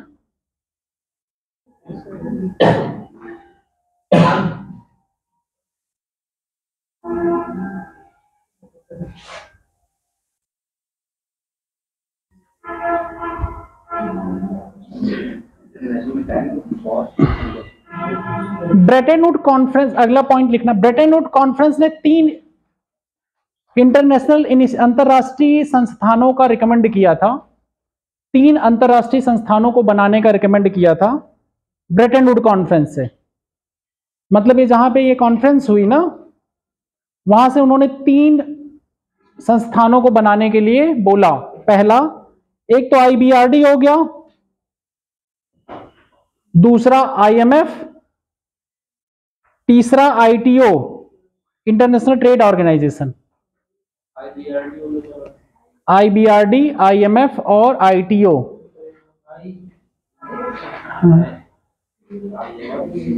IBRD यार पहले तो बोला मैंने, IMF और ITO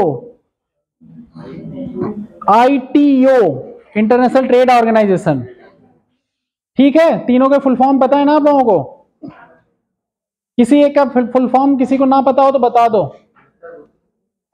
क्या साइकिल की स्टैंड हो गई? साइकिल आप लोग लाके यहाँ खड़ी कर लीजिए, आज कोई है नहीं उधर, कोई नदिया उठा रहा है, दिक्कत है। अभी क्लास 15 मिनट में छूट जाएगी। 15 मिनट, ठीक है, 15 मिनट बाद इधर खड़ी कर लेना। ठीक, 15 मिनट छूट जाएगी क्लास।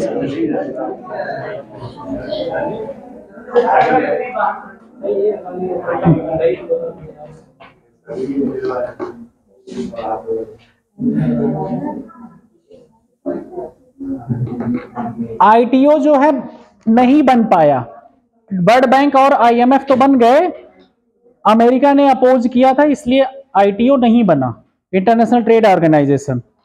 उसके स्थान पे गैट बन गया था, बाद में वो WTO बन गया। समझ आ गया ना? ITO बनाने के लिए प्रपोज हुआ बट नहीं बना क्योंकि अमेरिका ने अपोज कर दिया था। ठीक है, उसके बाद 1947 में गैट आ गया था ना, गैट पढ़ा, GATT। गैट आने के बाद, गैट बाद में क्या बन गया? WTO। बस, तो फिर ITO की कोई जरूरत रही नहीं। समझ गए? आज आपकी फर्स्ट क्लास है क्या? Second class? गैट तो पढ़े रहे होगे ना last time.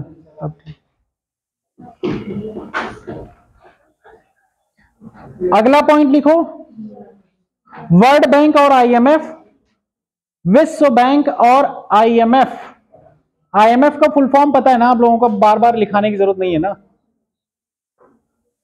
Specialised agency UN की मानी जाती हैं, स्पेशलाइज्ड एजेंसी। हाँ, पहले बातें कर लो तुम।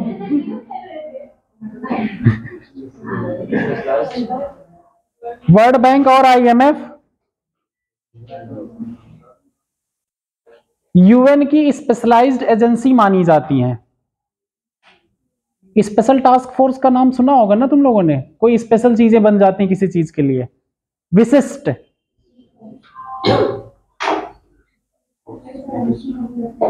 स्पेशलाइज्ड एजेंसी मानी जाती, टास्क फोर्स नहीं। हम एग्जांपल दे रहे थे टास्क फोर्स। ठीक है, जबकि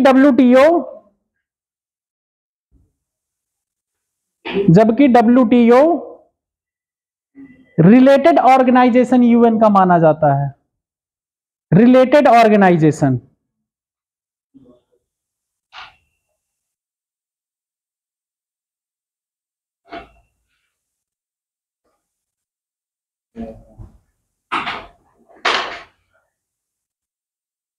क्या हुआ? माना जाता है ना।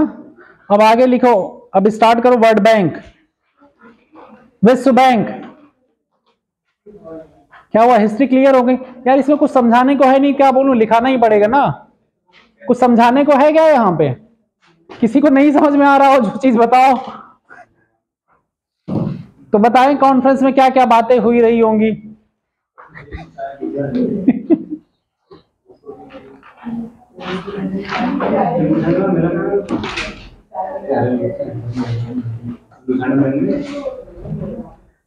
लिखो, वर्ल्ड बैंक प्राइमरीली फोकस किया था जब वर्ल्ड वार 2 से एक्चुअली में निकले यूरोप, और यूरोप में जो रिकंस्ट्रक्शन होना था, काफी तोड़फोड़ हो चुकी थी ना, वहां का जो स्पेशल फोकस हुआ फंडिंग का, वो वर्ल्ड बैंक के थ्रू हुआ कि वहां जो रिकंस्ट्रक्शन होंगे सारे, वो किसके थ्रू फंडेड होंगे? विश्व बैंक के थ्रू। इनका स्पेशल फोकस था यूरोप का रिकंस्ट्रक्शन। लिख लो, प्राइमरीली फोकस। दूसरी लाइन लिखना, इसका हेडक्वार्टर है वाशिंगटन DC। तीसरी लाइन लिखना, 1945 में बना। अरे एक एक वर्ड तो है तीनों में यार। रिकंस्ट्रक्शन के लिए मतलब पुनर्निर्माण के लिए,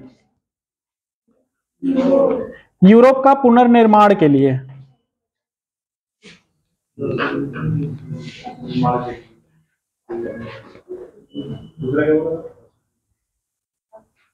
1945 में बना ये, दूसरा ये बोला, और तीसरा क्या बोला था? हाँ, वाशिंगटन डीसी इसका हेडक्वार्टर है।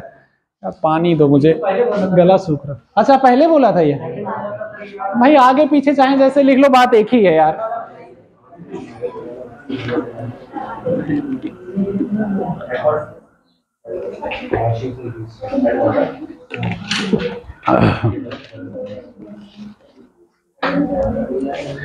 वाशिंगटन डीसी इसका हेडक्वार्टर है। अब सही है? तीसरे नंबर पे लिखोगे 1945 में बना। अब ठीक, अब आगे लिखो, बहुत गर्मी लग रही है सबको। 1950 के बाद इसने पुअर कंट्रियों पे फोकस करना चालू किया, एशिया और अफ्रीका के। पहले किस पे फोकस किया था इसका? यूरोप के पुनर्निर्माण पे। उसके बाद एशिया और अफ्रीका के गरीब देशों पर। एशिया और अफ्रीका के गरीब देशों पर, poor countries of Asia and Africa.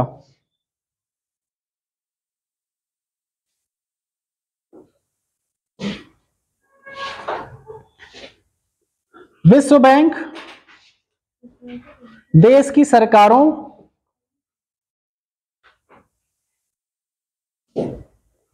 सरकारों, private sectors, civil society organisation,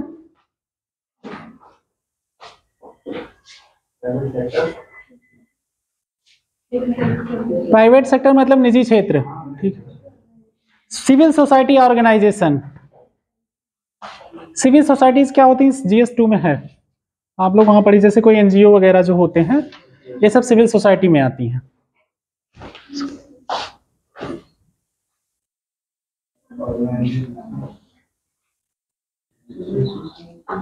क्षेत्रीय विकास बैंक, क्षेत्रीय विकास बैंक, हाँ इसी में आगे लिखो ना, किसके किसके साथ काम करती है वो बता रहे हैं। विश्व बैंक किसके किसके साथ काम करती है? क्षेत्रीय विकास बैंक, विश्व बैंक मतलब काम करती है। विश्व बैंक किसके किसके साथ काम करती है? अगर उसे फंड देना होगा कहीं डेवलपमेंट के लिए, तो किसको किसके साथ वो पार्टिसिपेट करके काम करेगी? लिखो अगला, think tanks, think tanks, think tank क्या होंगे? विचारणीय संस्थान। इंडिया में थिंक टैंक कौन है? नीति आयोग, नीति आयोग एक थिंक टैंक है ना। अगला, इन सब चीजों के साथ वो मिलके काम करती है। अब ये किस किस फील्ड को कवर करेगी ये देखो। क्लाइमेट चेंज, कॉन्फ्लिक्ट मतलब जहां पे युद्ध हो रहा हो वहां पे भी अगर रिकंस्ट्रक्शन करना हो तो फंडिंग वर्ल्ड बैंक देगी। Food security, education, agriculture, finance और व्यापार, फाइनेंस एंड ट्रेड।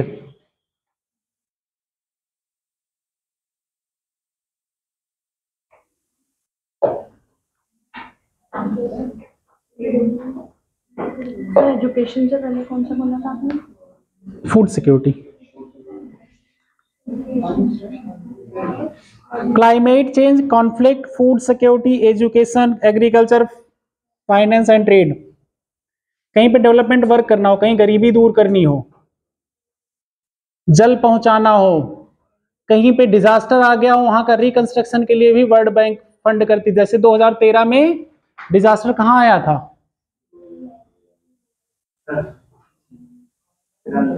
केदारनाथ ना, बगल में उत्तराखंड। बताओ तुम लोग अपने पड़ोसी स्टेट एकदम सटे हुए भूल जा रहे हो यार। केदारनाथ में आया था ना, तो वहां के रिकंस्ट्रक्शन के लिए फंडिंग वर्ल्ड बैंक से आई थी, जहां भी आए। उसके बाद रोड कंस्ट्रक्शन के लिए गरीबी एलिवेशन प्रोग्राम कई जगह फंडेड किसके थ्रू हैं? वर्ल्ड बैंक के थ्रू। इवन जेंडर एम्पावरमेंट भी कहीं कहीं, वुमेन एम्पावरमेंट भी फंडेड है।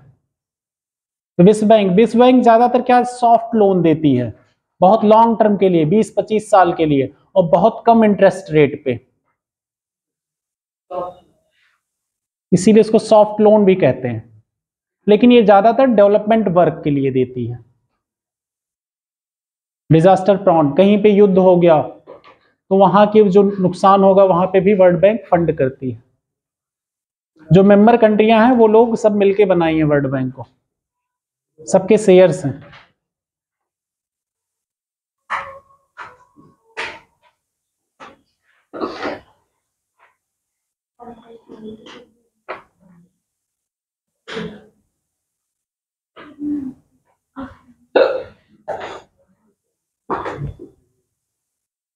विकासशील देशों के लिए ये मेजर सोर्स है फाइनेंस का।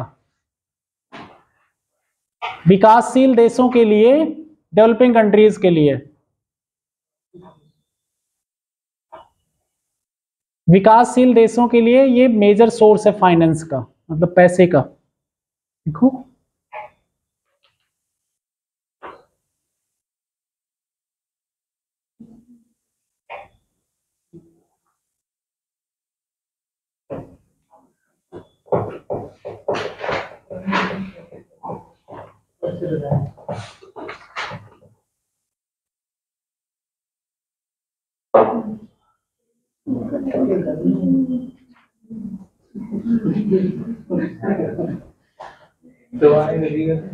वर्ल्ड बैंक ग्रुप में लिखो कौन कौन से आते हैं वो। अब वर्ल्ड बैंक ग्रुप में कौन से 5 बैंक हैं? वर्ल्ड बैंक ग्रुप लिखो 5 बैंक, IBRD,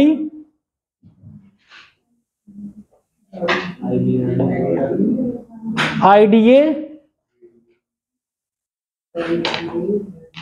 IFC, मीगा या MIGA, मीगा, ICSID, ICSID। अब इसमें 3 का फुल फॉर्म, IBRD का फुल फॉर्म लिखवा दिया, IDA का फुल फॉर्म है international development association, international development association. क्या हुआ, थक गए? लिखो फिर तेजी से यार, एनर्जेटिक इंसान हो, यंग, एनर्जी भरी पड़ी है तुम लोगों के अंदर, पूरा लिखो उसको तेजी से।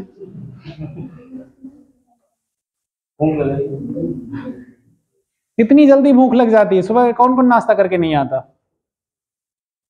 क्यों इतनी डाइट कर रहे हो अभी से तुम लोग? किसने मना किया डाइट खाना खाने से? सुबह उठ के कम से कम नाश्ता तो कर लिया करो, हैं?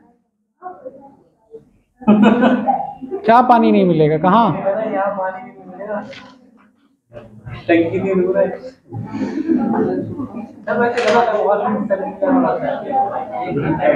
अरे जब उस दिन आए थे DSW साहब तो तुम लोग बोलते काहे नहीं अपनी प्रॉब्लम? पूछ रहे थे तो बोलते नहीं हो। ये सब बातें हमसे नहीं बोली जाती, ये सब बातें एडमिनिस्ट्रेशन की है ना। हमारा काम है पढ़ाई का, पढ़ाई रिलेटेड क्वेश्चन हो तो बताओ। अगला लिखो इंटरनेशनल फाइनेंशियल कॉर्पोरेशन, IFC का फुल फॉर्म। फुल फॉर्म सबके लिख लो, फिर एक एक करके वो लिखवाते हैं सबके बारे में। तुम क्यों नहीं लिख रहे हो दादा? लिख लिए? बहुत तेज लिख रहे हो तुम तो।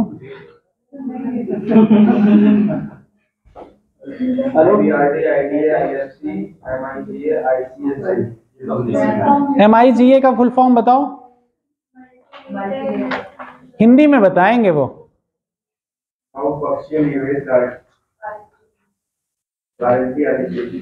लिख लो मीगा का, मल्टीलैटरल इन्वेस्ट, IFC का बताया तो, इंटरनेशनल फाइनेंस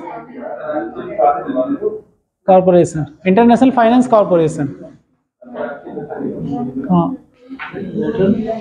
IFC लिख के आएगा एग्जाम में। मीगा लिखो, मल्टीलैटरल इन्वेस्टमेंट गारंटी एजेंसी।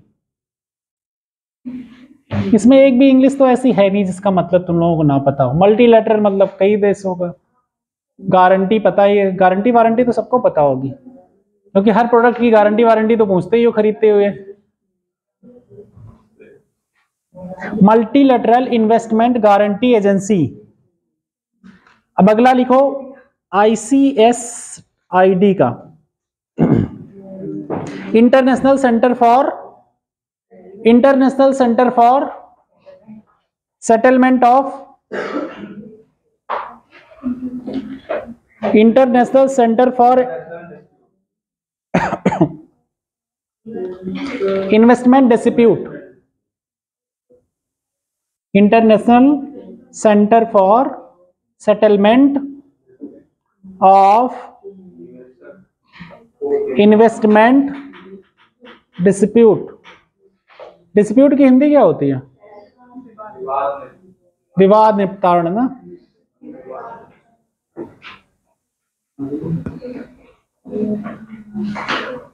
अब लिखो IBRD के बारे में, 2-3 वर्ड लिख लो।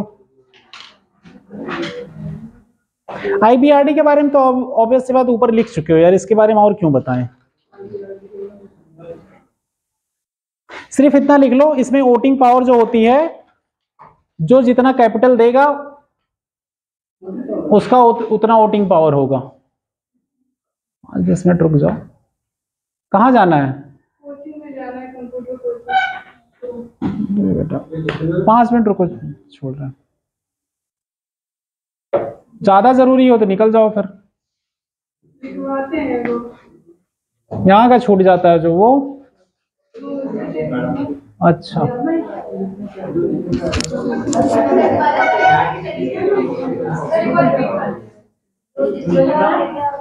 कल आप लोग WTO में पढ़े थे 1 मेंबर 1 वोट 1 वैल्यू ना। यहाँ पे वैसा नहीं है। यहाँ पे है जो जितना पैसा शेयर करेगा कैपिटल, उसके वोट की वैल्यू उतनी होगी। ठीक है, वोट की वैल्यू किसके बेसिस पे है? कैपिटल के। निवेश नहीं, शेयर वर्ल्ड बैंक में नहीं, बात वो नहीं है। निवेश में तो रिटर्न मिलता है, यहां रिटर्न नहीं मिलता, पैसा जमा होता है ना। यहां तो फंड के लिए जाता है ना किसी ऑर्गेनाइजेशन में।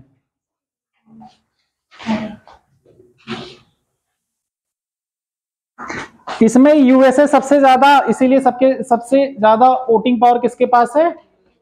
यूएसए के पास।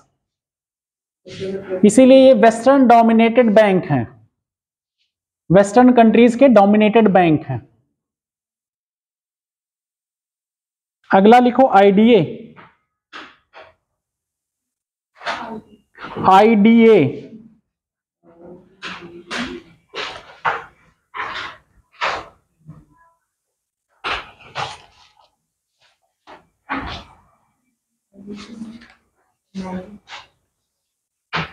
इसका क्या काम है? गरीब देशों को सहायता प्रदान करना और interest free long term loan, soft loan कहते हैं।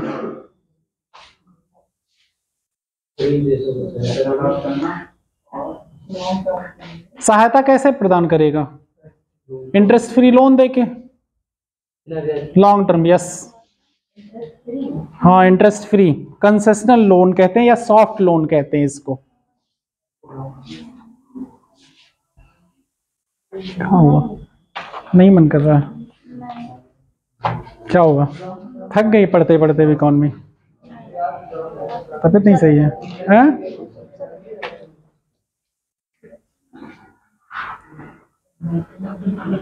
इसमें भी वोटिंग पावर किस पे डिपेंड होगी? फंड पे। जो जितना फंड शेयर करेगा उसकी वोटिंग पावर उतनी होगी। हाँ, सारे बैंकों में यही हाल होता है।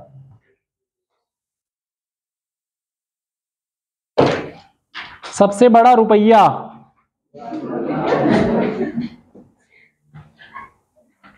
ये तो हर जगह है ना। डिसीजन मेकिंग पावर उसके हाथ में जिसके हाथ में पैसा।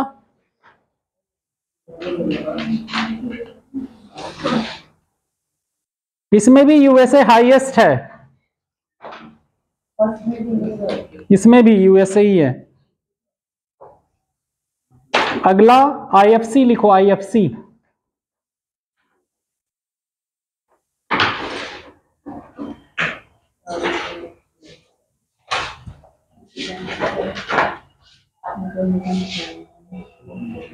ये डिफरेंट कंट्रियों की कंपनियों को सपोर्ट करता है, इंटरप्राइजेस जो होती हैं वहां की, उनको सपोर्ट करता है। विभिन्न देशों की कंपनियां जो होती है ना, प्राइवेट ऑर्गेनाइजेशन या पीएसयू सेक्टर, किसी को भी, सबको ये क्या करता है, सपोर्ट करता है। विकासशील देशों की, स्पेशली डेवलपिंग कंट्रीज के इंटरप्राइजेस को सपोर्ट करता है।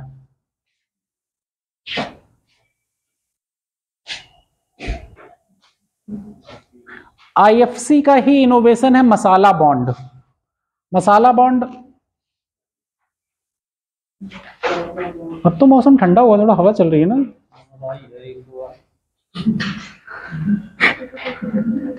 मसाला बॉन्ड, मसाला बॉन्ड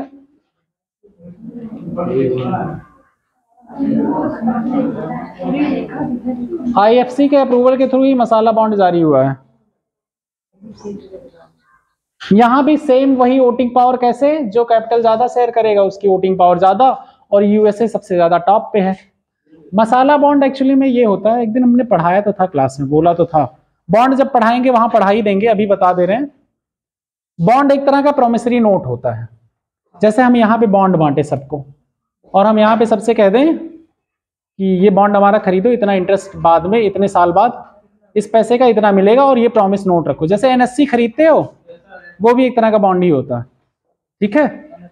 इसी तरह जब आप ये बॉन्ड खरीदेंगे और इसको जब हम विदेशी मार्केट में जारी करें, इंडियन मार्केट में ना जाके विदेशी बाजार में जारी करें, और उनसे कहें कि आप ये बॉन्ड जो खरीद रहे हो, आप इसके बदले हमें रुपया में दो, रुपए में खरीदोगे, डॉलर पौंड इन सब में नहीं, एन में। आप किस में खरीदोगे, रुपए में, इंडियन रुपीज में। तो ये जो बॉन्ड रुपए में जारी किया गया है, इसी को कहते हैं मसाला बॉन्ड। किसको नहीं समझ आया? नहीं समझ आया?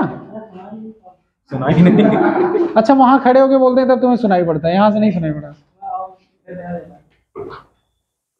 चलो जब बॉन्ड पढ़ाएंगे तब समझा देंगे। तुमने कोई बॉन्ड जारी किया यहां क्लास में, और ये क्लास वाले जो हैं इंग्लैंड के निवासी हैं, मतलब तुम इंग्लैंड में हो मान लो, ठीक है, और तुम इंडिया से आए, यहाँ पे बॉन्ड जारी किए इन लोगों के बीच में, तुम सबसे कहे कि हमारा बॉन्ड खरीदो, लेकिन जो पैसा दोगे हमें वो रुपए में दोगे, पाउंड में नहीं, समझे? वो जो बॉन्ड होगा वो क्या होगा, मसाला बॉन्ड। समझ आया?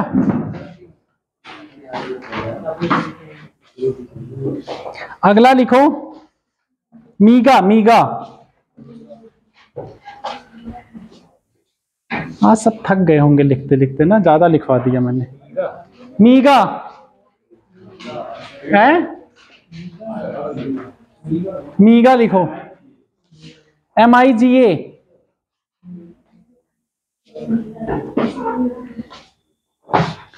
दादा मसाला है, मसाल नहीं है, तो छोटा सा होता है इसमें।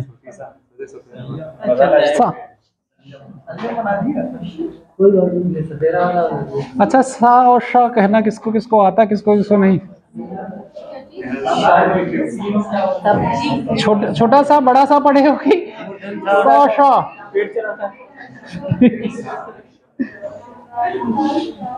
यार तुम लोगों की हिंदी अच्छी है ना, हिंदी बहुत अच्छी है ना तुम लोगों की। बताओ, सा और शा अंतर पता है ना? किसको किसको बोलना आता है? आता है? लिखना तो सबको आता है। बताओ, सा और शा, और उसको क्या कहेंगे, एक जो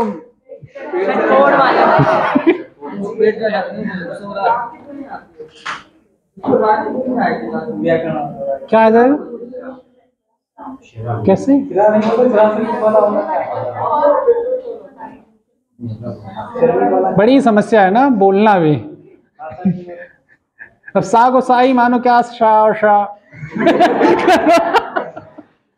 ये जुबान है, जुबान जो कि जुबान से इसके अंदर हाँ। कहाँ से निकलना है, कौन सी जुबान के अंदर है। हिंदी व्याकरण जब पढ़ोगे कौन से वर्ड की कहाँ से आवाज आती है ये भी पूछा जाता है किस एग्जाम में। मुंह से आता है ना।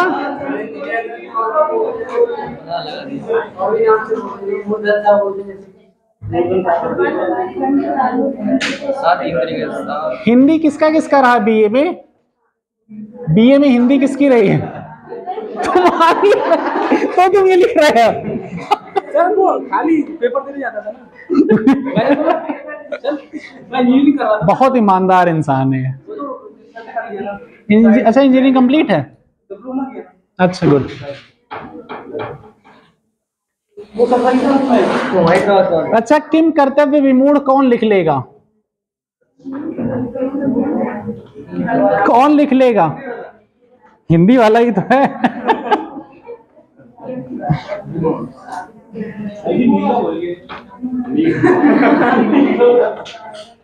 क्यों डर गए कहीं तुम्हें ना बुला लें? लिखो मीगा लिखो। ये विदेशी निवेशक को इंश्योरेंस ऑफर करता है।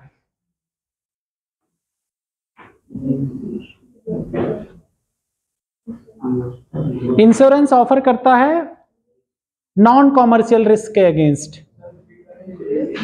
विदेशी निवेशक को इंश्योरेंस ऑफर करता है नॉन कॉमर्शियल रिस्क के अगेंस्ट। इंग्लिश में क्या होगा? International offer investors insurance against non commercial risk.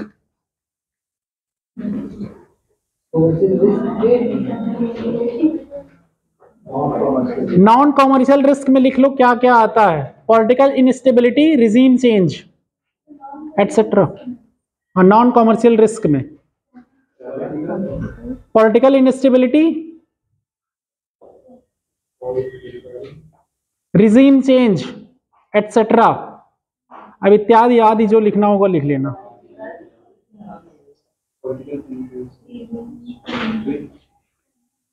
अब इसमें ये समझो जैसे कोई इन्वेस्टर्स यमन में गया इन्वेस्ट करने, यमन में गया इन्वेस्ट करने और वहां पे क्या हुआ? रिजीम चेंज हो गई पूरी सरकार ही, या पॉलिटिकल इंस्टेबिलिटी। जैसे अफगानिस्तान में भी रिजीम चेंज हुई थी ना।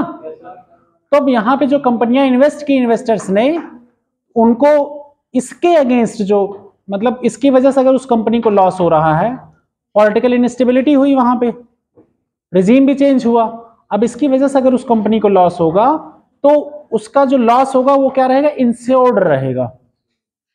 आप इंश्योरेंस तो पढ़े हैं ना, इंश्योर्ड जानते हैं ना, आपको फंड मिल जाएगा वापस। जो उसकी वजह से इस कारण की वजह से जो आपको नुकसान होगा उस पे आपका इंश्योरेंस कवर मीगा देगी। इससे आप क्या होंगे? इन्वेस्टर्स अट्रैक्ट होंगे दूसरी कंट्रियों में इन्वेस्ट करने के लिए। अदरवाइज कोई अगर पॉलिटिकल इंस्टेबिलिटी हमेशा बनी रही, अब यहां पे सरकारें चेंज हो बार बार, इंडिया में भी कोई कंपनी यहां आके इन्वेस्ट कर दे, कोई दूसरी सरकार आ गई तो उसको अगर प्रॉब्लम होने लगेगी तो इंटरनेशनल लेवल पे एक कोई ऑर्गेनाइजेशन होनी चाहिए उसको सपोर्ट करने के लिए ना, या WTA के बाउंड हैं हम, तो जिससे कोई नुकसान ना होने पाए उनको। तो कभी भी देखते होगे सरकारें ऑलवेज व्यापारिक प्रतिष्ठानों को किसी भी इनस्टेबिलिटी के दौरान सबसे ज्यादा प्रोटेक्शन देती हैं ना, सबसे ज्यादा प्रोटेक्शन। जब सुनते हो कि कोई कंपनी के अगल बगल पूरी फोर्स वहीं पे लगा दी जाती है, जिससे उसको उनके व्यापारिक प्रतिष्ठान को कोई फर्क ना पड़े, क्योंकि उसका इंपैक्ट बहुत लॉन्ग टर्म होगा। आपके यहाँ कोई इन्वेस्ट करने नहीं आएगा। मान लिया एक क्षेत्र में कहीं कुछ दंगा या कुछ आगजनी कुछ भी घटना ऐसी आ गई जिसकी सरकार की इनस्टेबिलिटी या सिविल वार कुछ वजह से आई, अगर एक क्षेत्र में आई तो बाकी क्षेत्र में भी लोग नहीं इन्वेस्ट करेंगे ना, क्योंकि सरकार सपोर्ट नहीं कर रही है, वो कहेंगे। तो आपकी कंपनियां जो दूसरे देशों में इन्वेस्ट की हैं उनके लिए भी खतरा हो जाएगा। क्योंकि आप हर जगह व्यापार आपसे जुड़े हुए हैं ना, तो इन सब चीजों का आपस में लिंकअप है, इसलिए मीगा ये काम करेगा।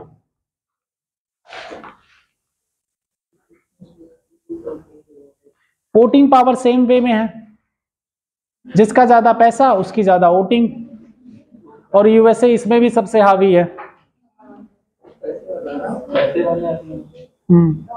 अगला लिखो आईसीएसआईडी।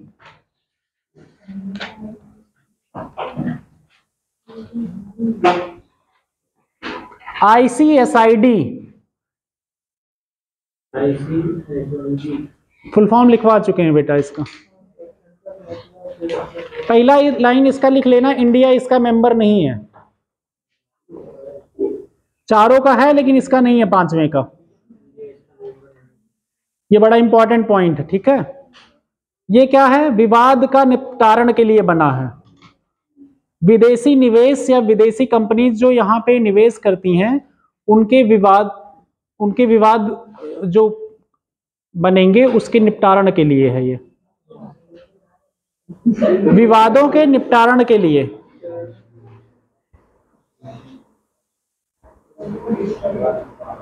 बताओ इतनी मेहनत करते हुए तुम लोग कितने खुश रहते हो ना, सबके चेहरे पे स्माइल। वाह, आ गई ना लाइट? आ गई। पहले भी हंस रहे थे तुम लोग, पहले रो रहे थे क्या? नहीं ना, हंसते।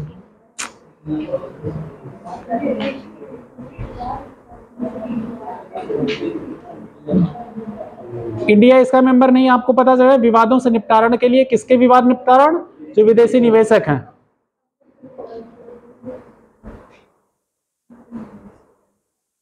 इसमें वोटिंग पावर का कोई कॉन्सेप्ट नहीं होता, क्योंकि ये विवाद निपटारण के लिए है ना। और विवाद निपटारण में अगर वोटिंग पावर कर देंगे तब तो जो पावरफुल कंट्री है वो तो हमेशा विवादों से जीत जाएगा ना। इसलिए यहाँ पे वोटिंग पावर का कोई लेना देना नहीं है। क्या हुआ बेटा?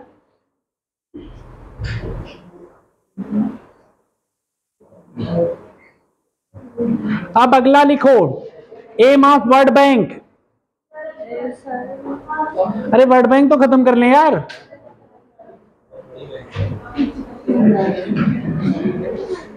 लिखो एम ऑफ वर्ल्ड बैंक पहले।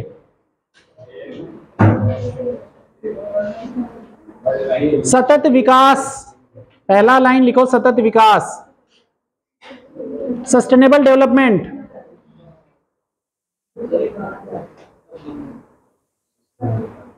Sustainable development. दूसरा point, end extreme poverty. End extreme poverty, Hindi इसकी बोले। पॉवर्टी गरीबी नहीं पता, एक्सट्रीम नहीं पता। हाँ, एक्सट्रीम गरीबी को हटाना। ये बोला कौन है हिंदी बोलने?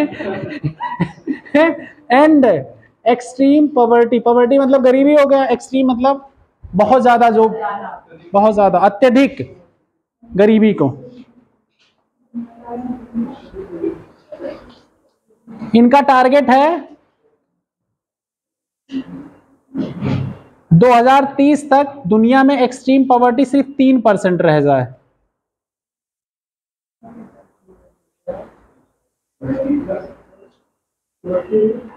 जो दुनिया की टोटल पॉपुलेशन है उसका सिर्फ 3% ही एक्सट्रीम पॉवर्टी रहे 2030 तक, बाकी सब खत्म हो जाए, 3% तक आ जाए।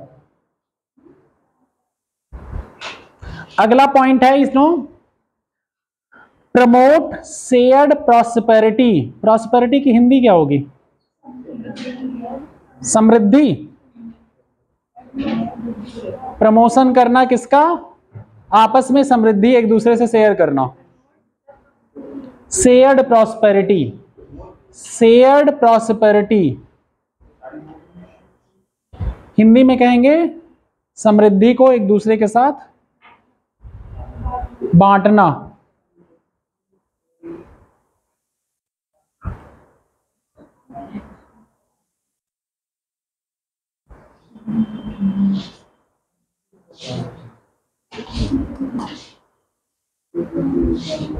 अब आगे कुछ पॉइंट है इसके वर्ल्ड बैंक के रिफॉर्म और इन सब पे। ये क्या?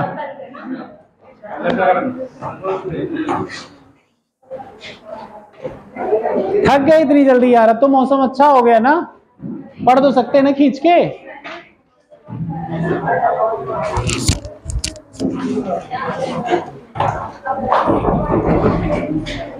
कल कुछ दिए थे लिखने को?